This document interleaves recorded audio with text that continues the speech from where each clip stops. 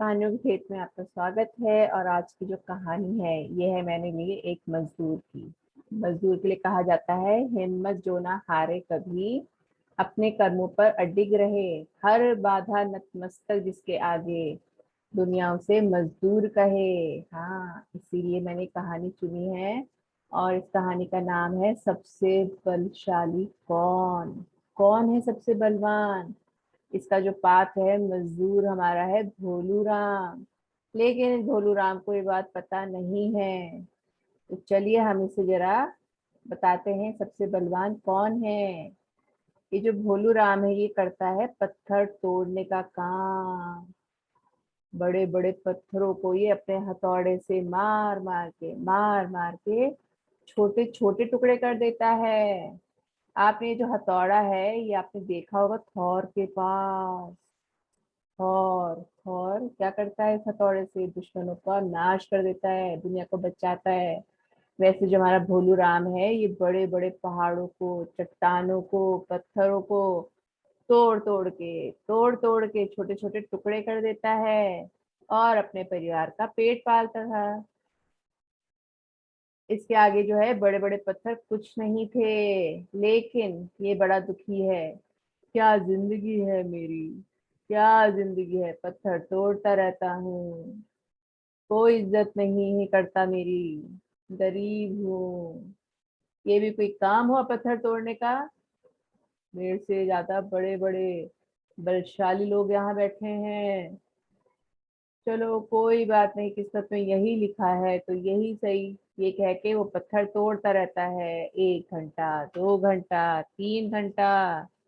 अचानक से जब भोलू पत्थर तोड़ रहा था वहां से निकलती है राजा की बग्घी। सुंदर घोड़ा, बड़ा सुंदर। जो है बग्घी पे बैठा हुआ राजा वहां से गुजरा। अब भोलू राम ने जब जैसे देखा, वाह, ये तो कोई राजा दिखाई देता है। क्या शान और शौकत है। पीछे पीछे सिपाही चल रहे हैं, बड़ा ही बलवान है यह तो। मैं तो इसके आगे कुछ भी नहीं हूँ। बड़ा ही सुंदर घोड़ा, देखो इसका, सोना चांदी लग रहा है सब जगह पे बग्गी में। वाह वाह, किस्मत हो तो ऐसी हो, वरना क्या काम की। अब जब वो ये बोल ही रहा था, इतनी देर में जो राजा थे वो बाहर निकले बग्गी में से। उन्होंने बाहर झांक के कहा, अरे भगवान, क्या करें इस गर्मी का।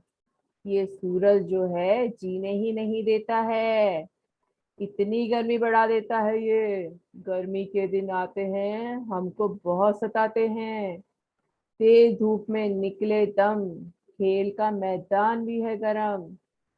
लू को आती नहीं शर्म, कहीं चैन ना पाते हैं, मनी मन झुंझुलाते हैं। ये कह के उन्होंने अपने सिपाहियों को कहा, सिपाहियों, मुझे वापस राजमहल ले चलो। इस सूरज ने तो मेरा जीना हराम कर दिया है, इतनी गर्मी।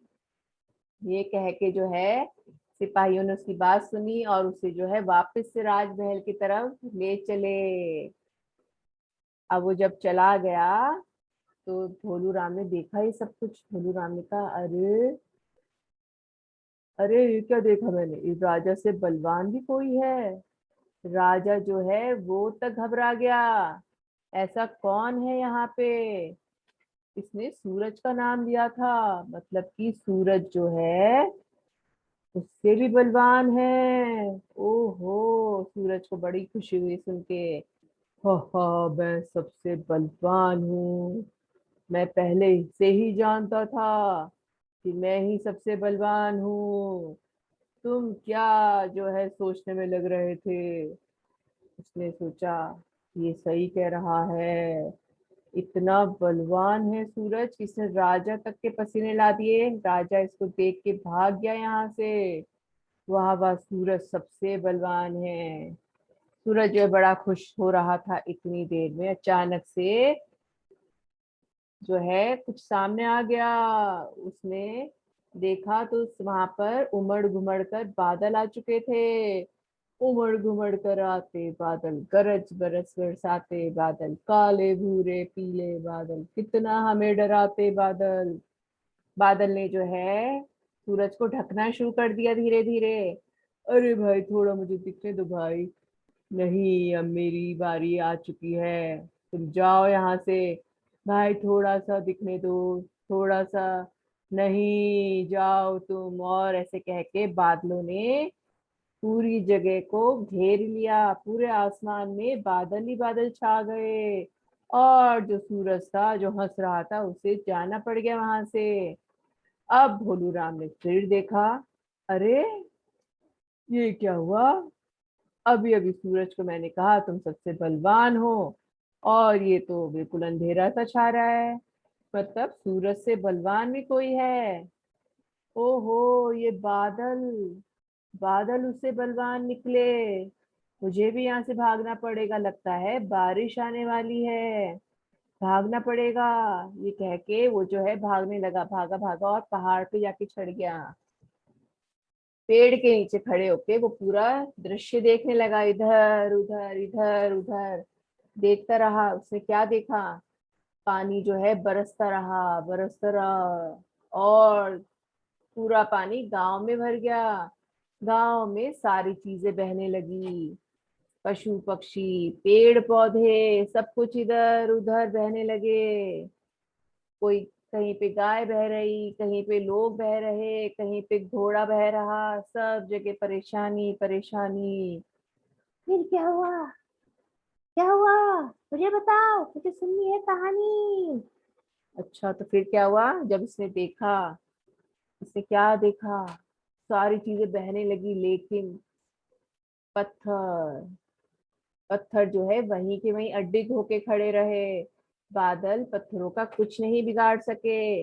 ये बादल जो हैं परेशान हो गए, सब चीजें बह रही थी लेकिन ये पत्थर वहीं के वहीं थे। अब भोलू राम ने ये देखा, फिर उसका दिमाग चलने लगा, अरे ये क्या देख रहा हूँ। बादल से पानी बरसा, सारी चीजें बहने लगी लेकिन ये पत्थर तो वहीं के वहीं हैं। ये बारिश तो, ये बादल तो इन पत्थरों का कुछ नहीं बिगाड़ पाए। और ये मतलब कि सबसे बहादुर बलवान तो ये पत्थर निकले। उसने फिर सोचा, पत्थर सबसे बलवान है और मैं अपने इस हथौड़े से इन पत्थरों को चूर चूर कर डालता हूँ। ओहो, इतने बड़े बहादुर बलवान पत्थरों को मैं, एक छोटा सा आम इंसान, चूरा चूरा कर डालता हूँ। मतलब कि मैं सबसे बलवान हूँ।